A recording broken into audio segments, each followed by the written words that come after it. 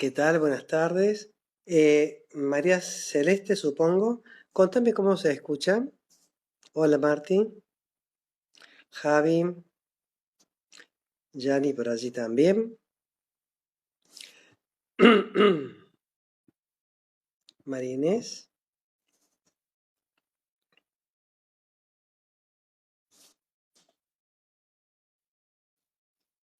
Gracias, Javi. Bárbaro.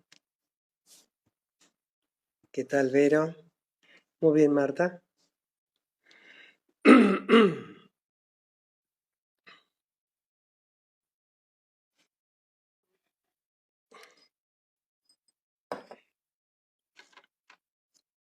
Hoy vamos a trabajar con uno o dos aspectos de la cognición eficiente y cómo la cognición eficiente se inscribe dentro de lo que es el taller de Mindful Eating y de prácticas meditativas deconstructivas. Recordemos la definición, porque allí veo que hay gente nueva. ¿Qué es una cognición eficiente? Una cognición eficiente es aquella cognición, valga la redundancia, que quita del campo de observación toda información que no sea relevante. Eso es una cognición eficiente. Por lo tanto, es importantísimo generar una cognición eficiente para quitar estrés al sistema. ¿Estrés a qué sistema nos referimos, Julio? Nos referimos estrés al foco atencional. El foco de la atención es lo que se deposita sobre las cosas.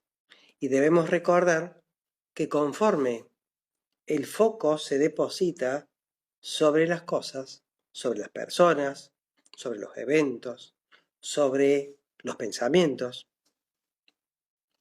va a generar un estar en el mundo. Y ese estar en el mundo puede a su vez ser sereno, compasivo y ecuánime. O puede por el contrario generar estrés y ser ignorante, apegado y aversivo. Y eso nos va a llevar directamente al sufrimiento o al síntoma, como decimos los médicos. Por eso es importante la cognición eficiente. No tiene nada que ver con cuestiones religiosas, de budismo. Olvídense de eso, no es tan importante. Lo importante es salir del sufrimiento sabiendo que vamos a entrar. La cosa no es que entremos, sino la cosa es aprender a cómo salir cuando descubramos que hemos entrado al malestar. En sánscrito, malestar se llama samsara. No es nada más que eso, el sufrimiento. Para ello, la práctica meditativa deconstructiva, para ello, Mindful Eating, que es lo que estamos haciendo desde hace ya la semana que viene creo que terminamos, es nuestro octavo encuentro, hace 2 meses, es una práctica de atención con monitorización abierta, donde lo que se busca es un hábito alimentario no basado ni en calorías, ni basado en planes de dieta, sino en valores. ¿Qué es lo que vos querés para tu vida? De eso se trata. Para ello, vamos a utilizar una técnica de meditación. Les pido que los que ya tienen un tiempo conmigo ya saben perfectamente hacerlo. Vamos a tratar de identificar 2 aspectos. El primero de ellos, vamos a tratar de identificar el vacío de formaciones mentales o el vacío de pensamientos, o también llamado vacuidad. Y luego que hayamos determinado, observado, y generalmente lo vamos a observar como si fuera nosotros en una butaca, Y ese vacío de formaciones mentales se va a presentar frente a nosotros cuando cerremos los párpados. Siempre está disponible. Ese vacío de formaciones mentales también se llama vacuidad. Y a eso, algo tan sencillo como simplemente cerrar los párpados y observar. Ojo al piojo, que no estoy diciendo vamos a pensar. Estoy diciendo vamos a observar. Eso que se abre frente a nosotros, simplemente a cerrar los párpados. Esa vacuidad está disponible para nosotros, ya sea que hagamos una práctica interna como esta. Yo toco el cuenco y estamos practicando de modo interno. Y el otro modo de entrar a la vacuidad es desde la práctica externa, que es más fácil. Por ejemplo, en el juego. Por ejemplo, cuando uno desarrolla algún tipo de habilidad que le sea natural. Entonces, vamos a ir a la práctica interna. Simplemente déjense llevar. Cerramos los párpados.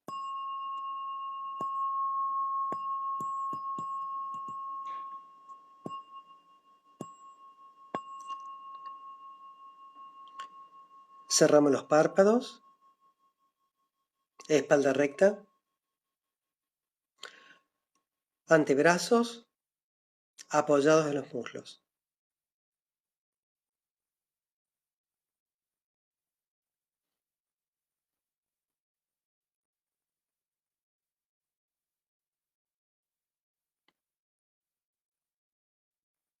Vamos a observar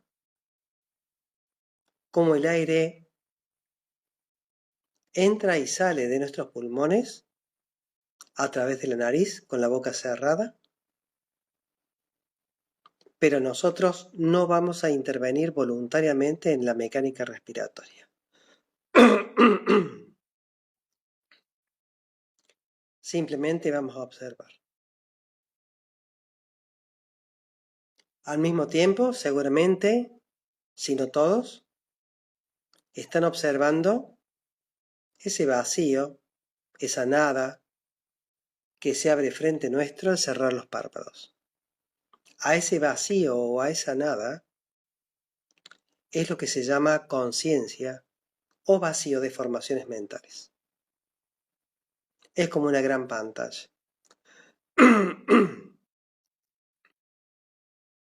Lo que estamos haciendo es una práctica interna.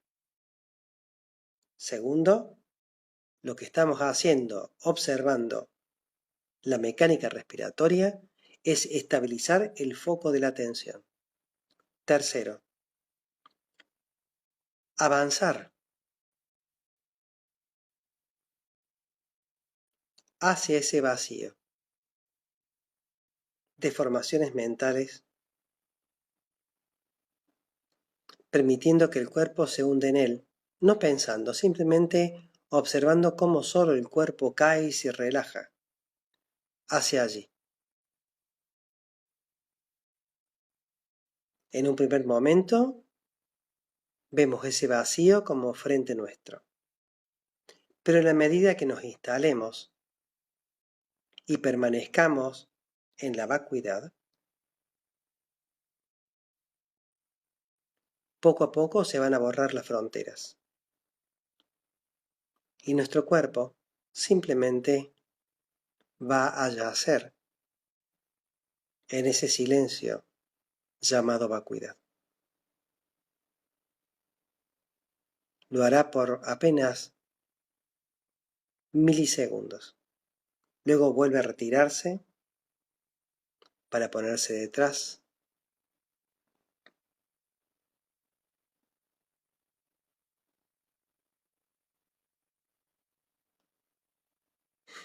Pero en la medida de la práctica, vamos a poder fundirnos con ese espacio de vacío.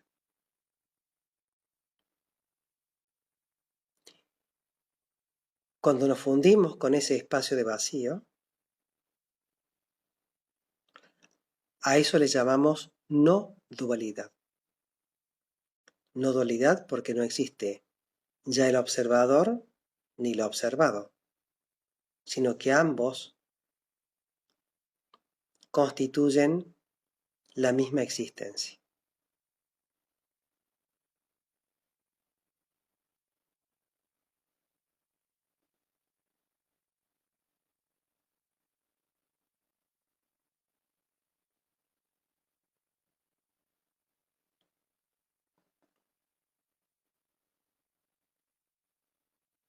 Es un simple yacer en la presencia.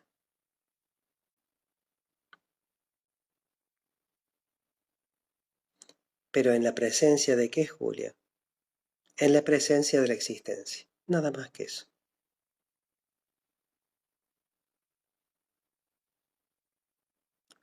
Observen cómo los pensamientos se acallan, los párpados pesan, los hombros se relajan, la frecuencia cardíaca también se reduce y, por supuesto, la frecuencia respiratoria también. Hay una ligera tendencia a generar una media sonrisa, tan chiquitita que si alguien está frente tuyo no sabe que la tienes en el rostro.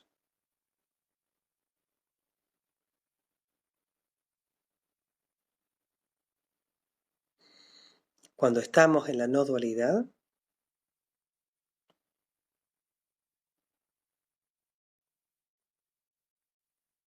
el tiempo deja de ser un presente termodinámico y se transforma en un presente cognitivo.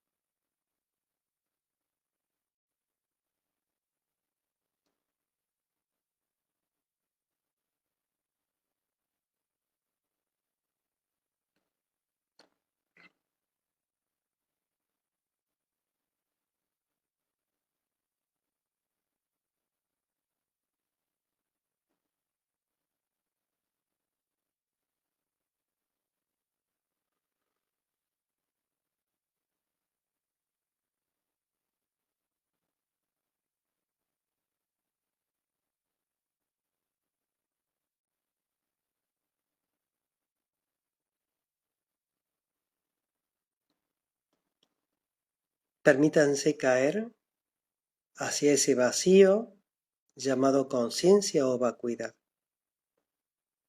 de modo simbólico, por supuesto.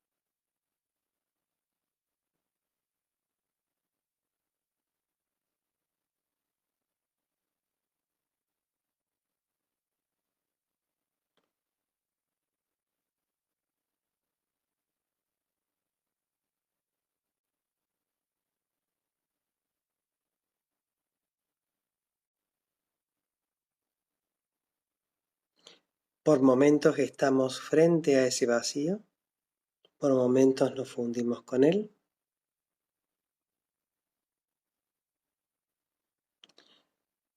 Noten la constancia de prácticamente ausencia de pensamientos.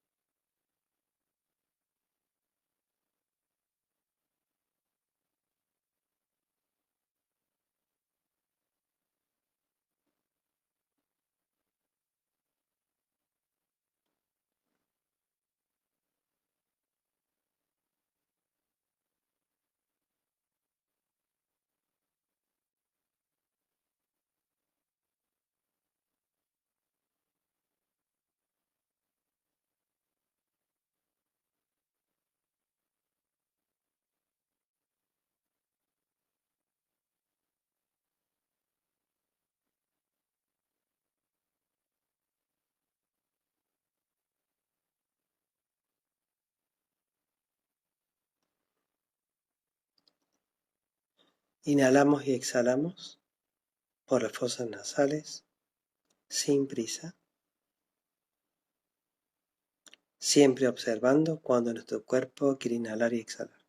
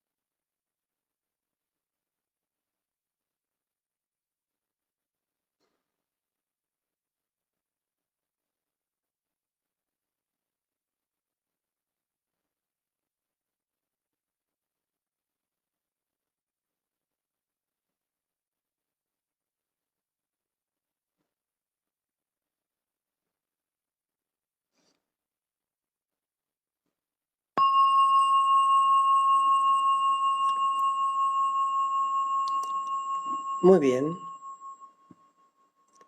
saludamos a los que se han llegado. Entonces la práctica que hemos hecho es una práctica interna. ¿Para qué? Para poder observar cómo se puede estar sin pensamientos. Esto mismo se logra a través del juego. ¿Y qué tiene que ver esto, Julio, con Mindful Eating? Que necesitamos quitar estrés del sistema para poder estar atentos a cuáles son nuestros valores. Por ejemplo, cuando voy a comer, si no estoy atento, voy a confundir el hambre biológico o celular necesario para la sobrevivencia y lo voy a confundir con una emoción disfrazada de hambre o con una emoción que yo quiero calmar a través de la comida, que es muy distinto. Vamos a recordar algunos aspectos de lo que es comer desde lo biológico y lo que es tratar de manejar una emoción con la comida, a lo que se llama o mal llama hambre emocional. El hambre biológico aparece de modo paulatino, cuando han pasado varias horas sin que vos hayas comido. Segundo, se siente ese hambre en la zona superior del abdomen, del ombligo hacia arriba. Arriba de la panza sería. Tercero, se sacia muy fácilmente. Cuarto, no es específico. La emoción que se quiere calmar por la comida o a través de la comida se diferencia del hambre de tipo biológico porque la aparición no es paulatina, es brusca. Tiene una aparición súbita, brusca. Segundo, no se siente en el abdomen, se siente en todo el cuerpo. Hay una alta impulsividad. Cuarto, es absolutamente selectivo, ya sea por un alimento dulce y no cualquiera, o por un alimento graso y no cualquiera. Quinto, es muy difícil de saciar. Por eso es importante la práctica de la atención eficiente, para que estemos atentos no a nuestros pensamientos, sino estemos atentos al cuerpo y sepamos reconocer cuando un hambre es de tipo biológico y cuando un hambre o una emoción intenta ser salvada o solventada a partir del hábito alimentario. Fíjense ustedes que cuando uno come, los primeros 2 o 3 bocados, deliciosos.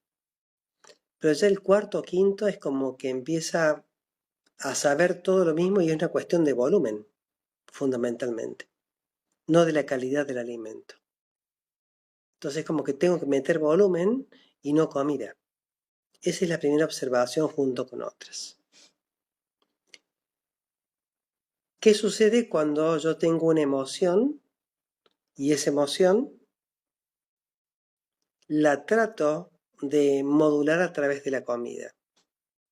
Por ejemplo, los otros días me decía un participante me decía, pero si yo como porque me encanta. Sí, pero no reconoces cuando estás saciado. ¿No sentís el malestar aquí en el epigastrio, en la boca del estómago, que estás relleno a punto tal de que tienes una distensión en el abdomen?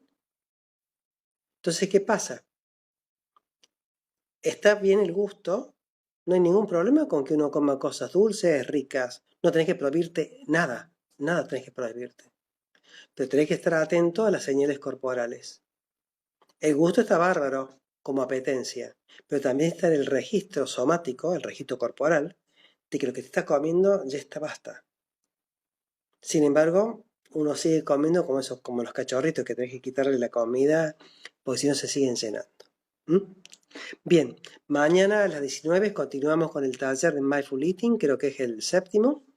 Nos queda uno más, el 8º, el jueves que viene. Y ya están disponibles este taller en formato vídeo. Así que nada, junto con el taller de práctica meditativa de atención focalizada y el de compasión y autocompasión también está. El día viernes nos encontramos nuevamente en vivo por aquí por Instagram a las 19 hora argentina, el sábado también a las horas 19 y el día viernes también a las 19. El día viernes en particular reveemos preguntas que ustedes nos hayan acercado respecto a dudas o comentarios respecto a su práctica particular. Y dice Marty, ¿y si es al revés, se te corta el apetito? Si se corta el apetito, porque estoy nervioso, tengo que saber que es a través de una emoción que no me permite comer. Eso es muy importante. Pero lo que habitualmente sucede es justamente lo contrario. No hace falta pensar el comer. uno simplemente come, pero tiene que estar atento a las señales corporales. Si yo desconecto mis señales corporales, lo más seguro es que vaya a meter la pata, o por más, la mayoría, o por menos. Un cordial saludo a todos. Nos vemos mañana en el taller de Mindful Eating a las 19 y el día viernes, sábado y domingo a las 19 por aquí, por Instagram. Un cordial saludo a todos.